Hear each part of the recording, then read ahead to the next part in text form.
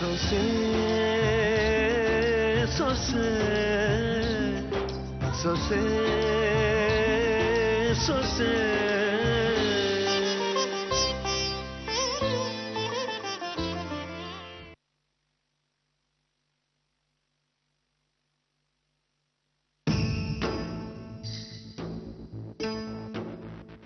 ವಸುಧಾ,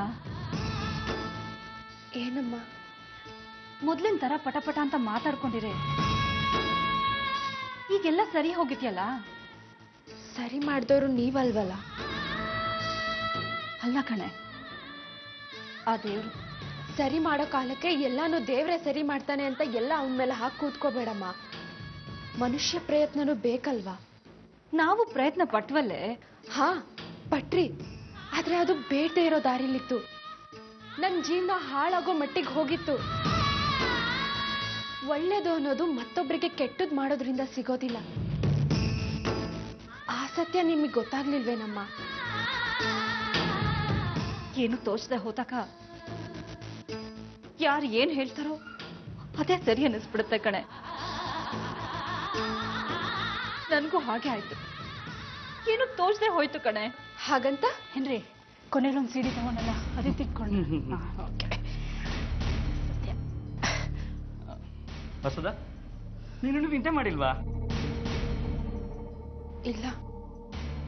ನೋಡು, ರಾತ್ರಿ ಹೊತ್ತು ಹಾಗೆಲ್ಲ ನಿದ್ದೆಗೆಡಬಾರ್ದು. ಊಟ ಮಾಡಿದ ತಕ್ಷಣ ಮಲ್ಕೊಂಡ್ಬಿಡ್ಬೇಕು. ಅದ್ರ ಜೊತೆಗೆ ರಾತ್ರಿ ಮಲ್ಗೋಕ್ ಮುಂಚೆ ಕೇಸರಿ ಹಾಕಿರೋ ಹಾಲು ಕುಡಿಬೇಕು. ವೈದೇಹಿ, ನೀನ್ ಮರಿಬೇಡ. ಅದ್ರ ಜೊತೆಗೆ ಆತರವಾಗಿ ಓಡಾಡಬಾರ್ದು. ಏನೇ ಕೆಲಸ ಇದ್ರು ಬೇರೆಯವ್ರಿಗೆ ಹೇಳ್ಬೇಕು. ನೀನು ಸುಮ್ಮನೆ ಕೂತ್ಕೊಂಡು ಆರಾಮಾಗಿ ರೆಸ್ಟ್ ತಗೋ. ಹಾ, ಅದ್ಹಾಗೆ ಇದರಲ್ಲಿ ದೇವ್ರ ನಾಮಗಳ ಸಿಡಿ ಇದೆ. ಆಗ ಕೇಳ್ತಾ ಇರು, ಮನ್ಸಿಗೆ ಹಿತವಾಗಿರುತ್ತೆ. ಇದರಲ್ಲಿ ಒಳ್ಳೊಳ್ಳೆ ಪುಸ್ತಕಗಳಿದೆ, ಇದನ್ನೆಲ್ಲ ನೀನು ಓದ್ಬೇಕು. ಇಷ್ಟ ಅಂತ ಹಾರರ್ ಸಿನಿಮಾ ಏನಾದ್ರೂ ನೋಡಿದ್ರೆ ತಲೆ ಮೇಲೆ ಇಟ್ಕೊಡ್ತೀನಿ ಅಷ್ಟೇ. ಅದು ಬಿಟ್ಟು ನೀನು ಏನ್ ಇಷ್ಟ ಅಂತ ಕೇಳಿದ್ರು ನಿಮ್ಮತ್ತೆ ಮಾಡ್ಕೊಡ್ತಾಳೆ.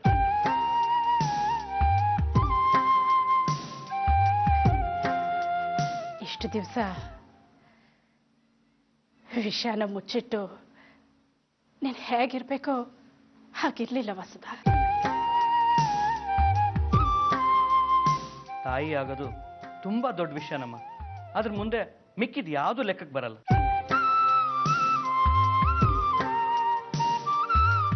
ಹೇ, ಅಳ್ಬಾರ್ದಮ್ಮ, ಅಳ್ಬೇಡ.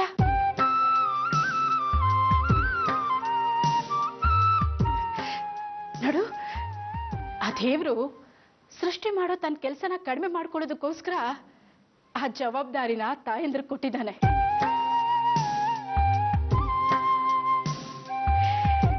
ಪ್ರತಿಯೊಂದು ಹುಟ್ಟಿಗೂ ಆ ಭಗವಂತ ಒಂದು ಅರ್ಥ ಇಟ್ಟಿದ್ದಾನೆ.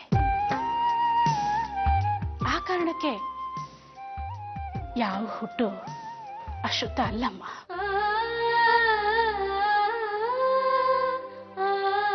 ಹಾಗೆ ಯಾವ ಹುಟ್ಟು ಶುದ್ಧನೂ ಅಲ್ಲ. ನಾವೆಲ್ಲ ಕರ್ಮ ಕಳೆಯೋಕೆ ಬಂದವರಲ್ವಾ. ಮತ್ತೊಂದು ಜೀವದ ಕರ್ಮ ಕಳೆಯೋಕೆ ತಾಯಿ ಅನ್ನೋಳು ಅವಕಾಶ ಮಾಡಿಕೊಡ್ತಾಳಷ್ಟೆ.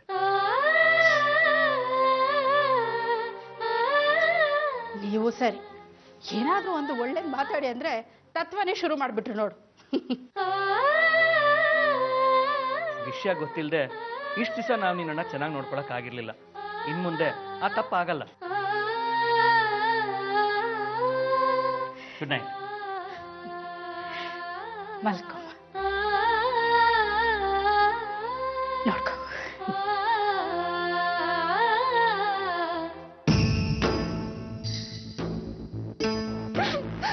ಯಾಕಮ್ಮ ಅಳ್ತಾ ಇದೀಯಾ?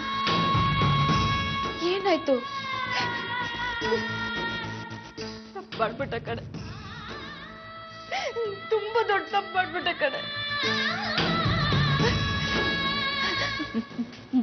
ಇವತ್ತು ಮನೆಯವರೆಲ್ಲ ನಿನ್ನ ಎಷ್ಟು ಸಂತೋಷವಾಗಿ ಸ್ವೀಕರಿಸಿದ್ದಾರೆ ನೋಡು. ಮನೆಯವ್ರಿಗೆಲ್ಲ ವಿಷಯ ಗೊತ್ತಾದ್ರೆ ಏನ್ ಮಾಡ್ಬಿಡ್ತಾರೋ ಏನೋ ಅಂತ ವಿಷಯನ ಮುಚ್ಚಿಟ್ಟು ನಿನ್ಗೂ ನಿನ್ ಮಗುಗೂ ಎಷ್ಟು ತೊಂದರೆ ಕೊಟ್ಟೆ ಅಲ್ವಾ? ಇಲ್ಲ ಕಣೆ, ಈ ಪಾಪ ನನ್ನನ್ನು ಸುಮ್ಮನೆ ಬಿಡಲ್ಲ ಕಣೆ, ನನ್ನನ್ನು ಸುಮ್ಮನೆ ಬಿಡಲ್ಲ ಕಣೆ.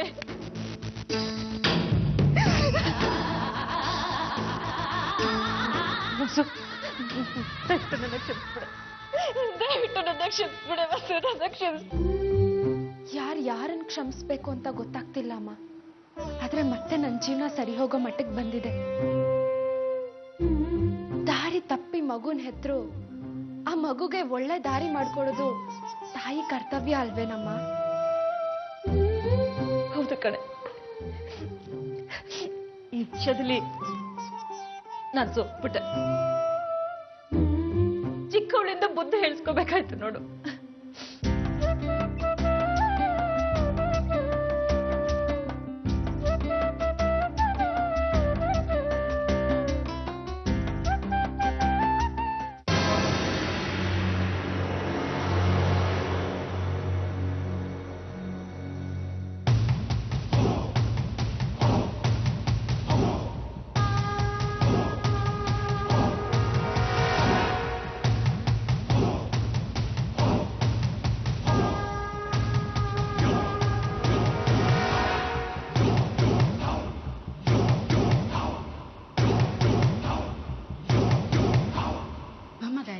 ಕೂತ್ಕೋ, ತಿಂಡಿ ತಿನ್ನುವಂತೆ. ನಂದಾಯ್ತತ್ತೆ. ಮತ್ತೆ ಹಸುವಾಗಿದ್ಯೋ ಏನೋ. ಕೂತ್ಕೋ ಗಾಯತ್ರಿ. ನಿನ್ ಹೊಟ್ಟೆಲಿ ಇನ್ನೊಂದು ಜೀವ ಇದೆಯಲ್ಲ, ಪಾಪ ಅದಕ್ಕೆ ಹಸುವಾಗಿರ್ಬೇಕು. ಕೂತ್ಕೋ. ಏನಿಲ್ಲ, ನಿಮ್ಮ ಹತ್ರ ಒಂದು ವಿಷಯ ಹೇಳ್ಬೇಕಾಗಿತ್ತು, ಅದಕ್ಕೆ ಬಂದೆ. ಏನಮ್ಮ ವಿಷಯ? ಅತ್ತೆ, ನಾನೊಂದೆರಡು ದಿವಸ ಶಾರದತ್ತೆ ರೂಮಲ್ಲಿ ಮಲ್ಕೊಳ್ಳ.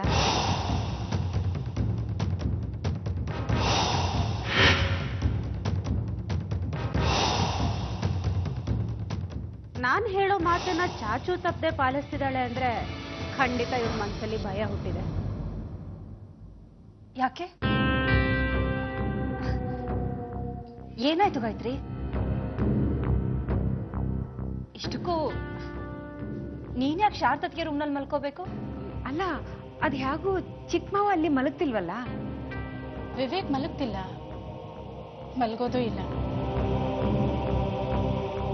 ಯಾಕೆಂದ್ರೆ ಆ ರೂಮಲ್ಲಿ ಮಲಗಿದ್ರೆ ಸದಾ ಶಾರದನ್ ನೆನಪು ಕಾಡುತ್ತೆ ಅಂತಾನೆ. ಅದಕ್ಕೆ ಈಗ ವಿವೇಕ್ ಬೇರೆ ರೂಮಲ್ಲಿ ಮಲ್ಗೋದು. ಅಯ್ಯೋ ಗಾಯತ್ರಿ, ನನ್ನ ಮಾತು ಕೇಳು, ನೀನ್ ಅಲ್ಲಿ ಮಲಗಬೇಡ. ಯಾಕೆಂದ್ರೆ ಭಯ ಅನ್ನೋದು ಯಾರ್ಯಾರ ಜೀವನದಲ್ಲಿ ಯಾವ್ಯಾವ ರೀತಿ ಹುಟ್ಟುತ್ತೋ ಯಾರಿಗ್ ಗೊತ್ತು.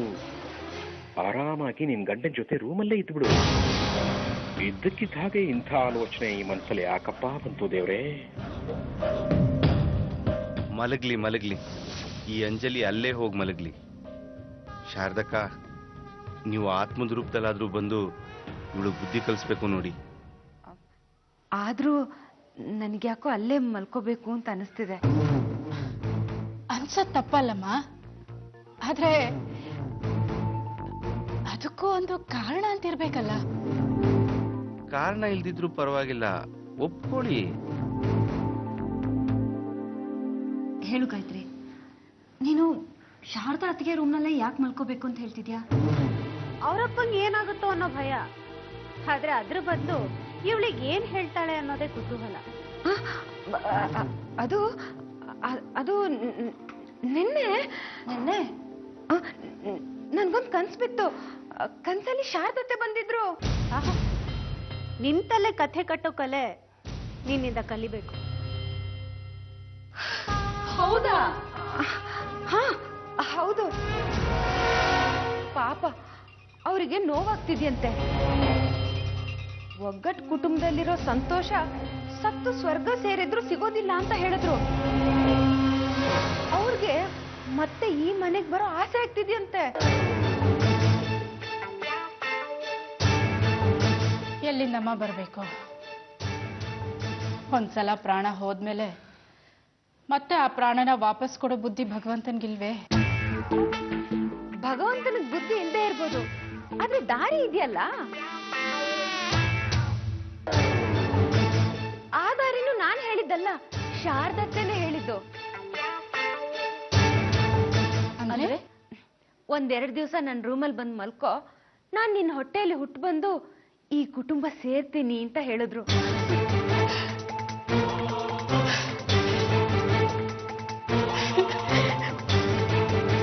ಏನ್ ಅದೃಷ್ಟ ಮಾಡಿದೀಯೇ. ಸರಿ ಬಾ, ಶಾರದನ್ ರೂಮಲ್ಲೇ ಮಲ್ಕೋ. ಗಾಯತ್ರಿ, 2 ದಿನ ಅಲ್ಲ, ನಿನ್ಗೆ ಹೆರಿಗೆ ಆಗೋ ತನಕ ಅದಕ್ಕೆ ರೂಮ್ನಲ್ಲೇ ಮಲ್ಕೋ ಗಾಯತ್ರಿ. ನನಗೂ ಅವರೇ ಮಗುವಾಗಿ ಹುಟ್ಟು ಬರ್ಲಿ ಅನ್ನೋ ಆಸೆ ಇದೆ.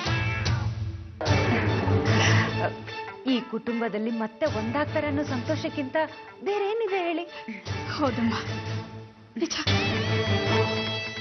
ಪರವಾಗಿಲ್ಲ, ಹೇಳೋ ಸುಳ್ಳಲ್ಲೂ ನೀನು ಅಟ್ಟದ ಮೇಲೆ ಕೂರಿಸ್ಕೊಳ್ತೀಯ ಅಂತೀನಿ. ಆ ರೂಮ್ಗೆ ಹೋಗು, ಆಮೇಲೆ ನೀನು ಅನುಭವಿಸೋದು ಸಾಕಷ್ಟಿದೆ.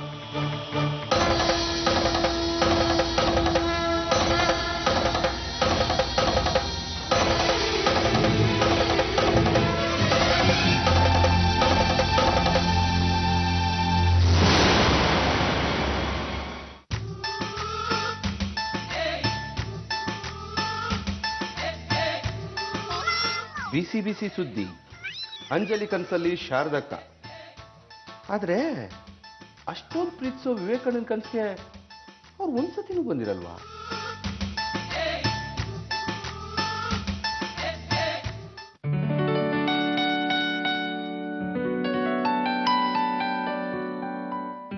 ಇಲ್ಲ, ಶಾರದಾ ಯಾವತ್ತೂ ನನ್ನ ಕನಸಲ್ಲಿ ಬಂದಿಲ್ಲ. ಯಾಕೆ?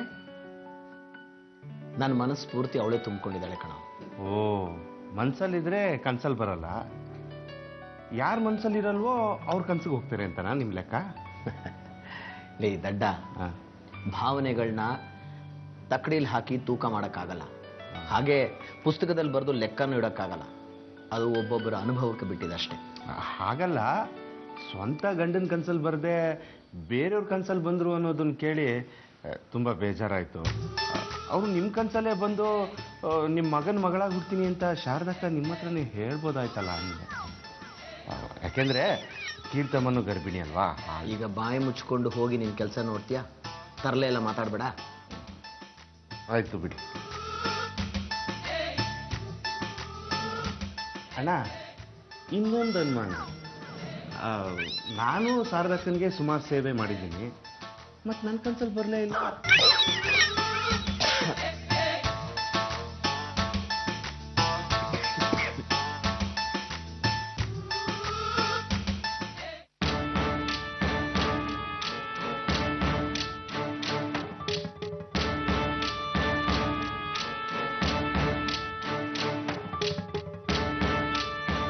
ರೀ, ಮೊದಲು ತಲೆ ಕೆರ್ಕೊಳ್ಳೋದನ್ನ ಬಿಡಿ, ಇಲ್ಲ ಅಂದ್ರೆ ಇರೋ 4 ಕೂದಲು ಉದುರು ಹೋಗುತ್ತೆ ಅಷ್ಟೇ. ಲೇ ಬೈ, ನನ್ ತಲೆ ಕೂದಲು ಸೊಂಪಾಗೆ ಇತ್ತು. ನೀನನ್ನು ಕಟ್ಕೊಂಡ ಮೇಲೆ ಕಣೆ ತೆಳ್ಳಗಾಗಿದ್ದು. ಎಷ್ಟೋ ಜನ ಸಿನಿಮಾ ಆಕ್ಟರ್ಗಳು ನನ್ ಕೂದಲೇ ಬೇಕು ಅಂತ ಕತ್ತರಿಸ್ಕೊಂಡು ವಿಗ್ ಮಾಡ್ಕೊಂಡಿದ್ದಾರೆ. ಅದ್ ಗೊತ್ತಾ ನಿನ್ಗೆ? ದೊಡ್ಡದಾಗಿ ಹೇಳೋಕ್ ಬಂದ್ಬಿಟ್ಲು. ಹೌದೌದು. ಲೇ ಬೈ, ಶಾರದಕ್ಕ ನಮ್ಗೆ ಹೀಗೆ ಮೋಸ ಮಾಡ್ಬೋದೇನೆ? ತೀರೋಗಿರೋರು ಹೇಗ್ರಿ ಮೋಸ ಮಾಡೋದಕ್ಕೆ ಸಾಧ್ಯ? ಸುಮ್ನೆ ಹುಚ್ಚುಚ್ಚಾಗಿ ಏನೇನೋ ಮಾತಾಡ್ಬೇಡಿ. ಹಾಗಲ್ಲ ಬೈ, ನಿಮ್ಮದಕ್ಕೆ ನಿನ್ ಕನ್ಸಲ್ಲಿ ಯಾವತ್ತಾದ್ರೂ ಬಂದಿದ್ರ? ಇಲ್ಲ, ಬಂದಿಲ್ಲ. ನೋಡು, ನನ್ ಕನ್ಸಲ್ಲೂ ಬಂದಿಲ್ಲ. ಈಗ ಅದನ್ನ ಕಟ್ಕೊಂಡು ಏನ್ರಿ ಮಾಡ್ಬೇಕಾಗಿದೆ? ಅಲ್ಲ ಬೈ, ಬೀಳೋ ಕನ್ಸನ್ನ ಬಾಯ್ ಬಿಟ್ಕೊಂಡು ಕೇಳ್ಕೊಂಡು ಅದಕ್ಕೆ ಈ ಪಾರ್ಟಿ ಬಿಲ್ಡಪ್ ಕೊಡ್ತಾರೆ ಅಂತ ಗೊತ್ತಿದ್ದಿದ್ರೆ ನಾನು ನನ್ಗೊಂದು ಕನ್ಸು ಬಿತ್ತು. ಆ ಕನ್ಸಲ್ಲಿ ಶಾರದಕ್ಕ ನನ್ನ ಹತ್ರ ಬಂದು ರಾಘವ ವಸುಧಾನೇ ಮದುವೆ ಆಗ್ಬೇಕು ಅಂತ ಹೇಳಿದ್ರು ಅಂತ ಎಲ್ರಿಗೂ ಹೇಳ್ಬಿಡ್ತಿದ್ದೆ. ಎಲ್ರು ಅದನ್ನೇ ನಿಜ ಅಂತ ನಂಬಿರೋರು, ವಸುಧಾ ಪ್ರಾಬ್ಲಮ್ ಸಾಲ್ವ್ ಆಗಿರ್ತಿತ್ತು. ನಂಬಿಕಸ್ತ್ರ ಮಾತನ್ನ ಎಲ್ರೂ ನಂಬ್ತಾರೆ, ಆದ್ರೆ ನಿಮ್ ಮಾತನ್ನ ಯಾರು ನಂಬ್ತಾರೆ ಬಿಡ್ರಿ. ಅಂದ್ರೆ ನನ್ನ ಮಾತಿಗೆ ಮನೇಲಿ ಅಷ್ಟು ಕನಿಷ್ಠ ಬೆಲೆ ಇದೆ ಅಂತೀಯಾ? ಈ ಜಗತ್ತಲ್ಲಿ ಬೆಲೆ ಕಟ್ಟಕ್ ಆಗದೆ ಇರೋದು ಅಂದ್ರೆ ನಿಮ್ ಮಾತು ಒಂದನ್ನೇ. ಅಲ್ಲ ಬೈ, ನೀನ್ ನನ್ನನ್ನು ಹೊಗಳ್ತಾ ಇದೀಯಾ ಅಥವಾ ತೆಗಳ್ತಾ ಇದೀಯಾ? ಯಾವ್ದು ಹೊಗಳಿಕೆ ಯಾವ್ದು ತೆಗಳಿಕೆ ಅಂತ ಅರ್ಥ ಮಾಡ್ಕೊಳ್ಳೋಷ್ಟು ಕನಿಷ್ಠ ಜ್ಞಾನ ನಿಮಗಿದೆ ಅಂತ ಅಂದ್ಕೊಂಡಿದ್ದೀನಿ. ನೋಡ್ ಬೈ, ನನಗೆ ಪ್ರತಿಯೊಂದನ್ನು ಪಾಸಿಟಿವ್ ಆಗಿ ತಗೊಂಡೆ ಅಭ್ಯಾಸ. ಈಗಲೂ ಕಾಲ ಮಿಂಚಿಲ್ಲ, ನೇರವಾಗಿ ಗಾಯತ್ರಿ ಹತ್ರ ಹೋಗಿ ಅವಳು ಕಾಲು ಹಿಡ್ಕೊಂಡು ನಮಗೋಸ್ಕರ ಹೇಗಾದ್ರೂ ಮಾಡಿ ಒಂದೇ ಒಂದು ಸುಳ್ಳು ಹೇಳು ಅಂತ ಕೇಳ್ಕೊತೀನಿ. ನಾಳೆ ಮತ್ತೆ ಅವಳ ಕನಸಲ್ಲಿ ಶಾರದಕ್ಕ ಬಂದು ನನ್ನ ಆತ್ಮಕ್ಕೆ ಶಾಂತಿ ಸಿಗಬೇಕಾದ್ರೆ ರಾಘವ ವಸುಧಾರ್ ಮದುವೆ ನಡೀಲೇಬೇಕು ಅಂತ ಅವಳ ಹತ್ರ ಕೇಳ್ಕೊಂಡ್ರು ಅನ್ನೋ ಹಾಗೆ ಅವಳ ಕೈಲೇ ಹೇಳಿಸ್ಬಿಟ್ರೆ ಮನೆಯವರೆಲ್ಲರೂ ಒಪ್ಕೋತಾರೆ. ಹಾಗೆ ನಿಮ್ಮ ಈ ಅಡ್ಡದಾರಿ ಬಿಟ್ಟು ಬೇರೆ ಇನ್ನೇನು ತೋಚದೇ ಇಲ್ವಾ ನಿಮ್ಗೆ? ಅದ್ಯಾವ ಜನ್ಮದಲ್ಲಿ ಅದೇನ್ ಪಾಪ ಮಾಡಿದ್ನೋ ಆ ಭಗವಂತ ನಿಮ್ಮನ್ನ ನನಗೆ ಗಂಟು ಹಾಕಿದಾನೆ. ನನ್ನ ಮಾತನ್ನ ಪೂರ್ತಿ ಕೇಳಿಸ್ಕೊಳ್ಳೆ. ವೈ ವೈ ವೈ ವೈ ಕೂಪ ಮಂಡುಕ ಕಣೆ ನೀನು. Think out of the box ಅಂತ ದೊಡ್ಡ ದೊಡ್ಡವರೇ ಹೇಳಿಲ್ವಾ? ಲೇ ವೈ, ನಾನು ಅಪ್ ಟು ಡೇಟು, ನೀನು ಔಟ್ ಡೇಟು ಕಣೆ. ನೋಡ್ತಾ ಇರೆ, ಇದನ್ನ ಹೇಗೆ ಉಪಯೋಗಿಸ್ಕೋತೀನಿ ಅಂತ ನೋಡ್ತಾ ಇರೋ. ನೀನೊಬ್ಳು ನನ್ನ ಮಾತು ಕೇಳದೆ ಇರ್ಬೋದು ಕಣೆ. ನನ್ನ ನೆಟ್ವರ್ಕ್ ಹೇಗಿದೆ ಅಂತ ನಿನಗೆ ಗೊತ್ತಿಲ್ಲ. ನನ್ನ ಮಾತನ್ನು ಕೇಳೋಕೆ ಲಕ್ಷಾಂತರ ಚಂದಾದಾರರಿದ್ದಾರೆ. Just a minute.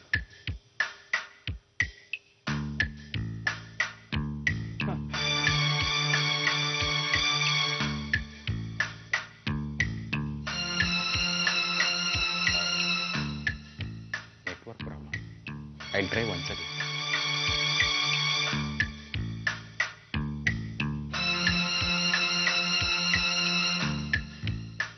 ಇನ್ನು ಪ್ರಯತ್ನ ಪಟ್ಟ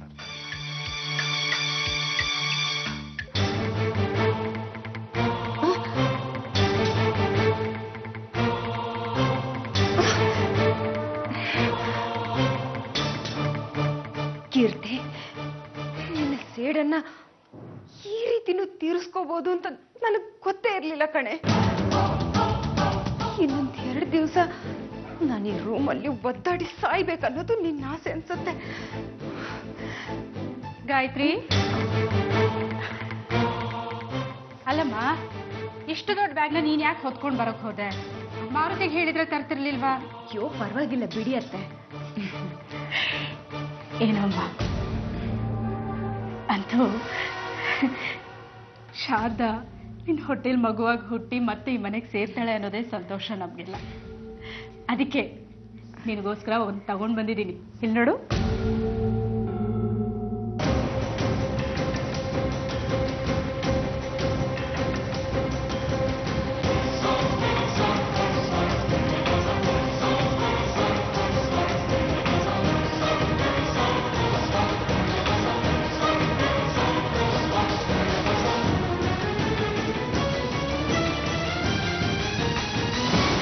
ಈ ಫೋಟೋ ಯಾವಾಗ್ಲೂ ನಿನ್ ಕಣ್ಮುಂದೆನೇ ಇತ್ತು. ನೀನ್ ಯಾವಾಗ್ಲೂ ಇವಳ ನೆನಪಲ್ಲೇ ಕಳಿಬೇಕು. ಬಾಯ್ಲಿ ಬಾಯ್ಲಿ. ಇಲ್ಲಿ ನೋಡು. ಈ ಕಡೆ ನೋಡಿದ್ರು ಶಾರದಾ, ಆ ಕಡೆ ನೋಡಿದ್ರು ಶಾರದಾ. ಒಟ್ನಲ್ಲಿ ಶಾರದಾ ನಿನ್ ಸುತ್ತಲೂ ಇರೋ ಹಾಗಿರ್ಬೇಕು. ಗಾಯತ್ರಿ, ಇದು ಶಾರದಾ ಅದಕ್ಕೆ ಬಳಸ್ತಾ ಇದ್ದಿದ್ದು ವಾಚನ್ಗೆ. ಅವ್ರು ಬಳಸ್ತಾ ಇದ್ದಿದ್ದು ಸೋಪು, ಪೌಡ್ರು, ಕೊಬ್ಬರಿ ಎಣ್ಣೆ, ಇದನ್ನೆಲ್ಲ ನೀನು ಬಳಸೋಕಾಗ್ತದೆ. ನೀನು ಬಳಸೋದ್ರಿಂದ ಅದಕ್ಕೆ ಇಷ್ಟ ಆಗ್ಬೋದು. ಒಟ್ನಲ್ಲಿ ಸದಾ ಕಾಲ ನೀನ್ ಶಾರದಾ ನೆನಪಲ್ಲೇ ಇರೋ. ಅವಳು ನಿನ್ನ ಹೊಟ್ಟೆಯಲ್ಲಿ ಮುದ್ದಾಗಿ ಹೊಟ್ಟು ಬರ್ತಾಳೆ. ಅದ್ ಸರಿ, ಕೇಶವ ಎಲ್ಲಿ? ಅತ್ತೆ, ಅವ್ರಿಗೆ ಇನ್ನೊಂದು ವಾರ ಕೆಲಸ ಜಾಸ್ತಿ ಇರುತ್ತಂತೆ. ಆಡಿಟರ್ಸ್ ಎಲ್ಲ ಬರ್ತಾರಂತೆ, ಬರೋದು ಲೇಟ್ ಆಗುತ್ತೆ ಅಂತ ಹೇಳ್ತಿದ್ದೆ. ಸರಿ ಬಿಡು, ಹೇಗೋ ಇಲ್ಲಿ ನಿನ್ ಜೊತೆ ಶಾರದಾ ಇರ್ತಾಳಲ್ಲ, ಅವಳು ನಿನ್ನ ಚೆನ್ನಾಗಿ ನೋಡ್ಕೊತಾಳೆ. ಹೋಗೋಣ ಬಾಬಾ ಇಲ್ಲಿ. ನೆಮ್ಮದಿಯಾಗಿ ನಿದ್ದೆ ಮಾಡಿ ಬಾಮ್ಮ. Good night. Good night.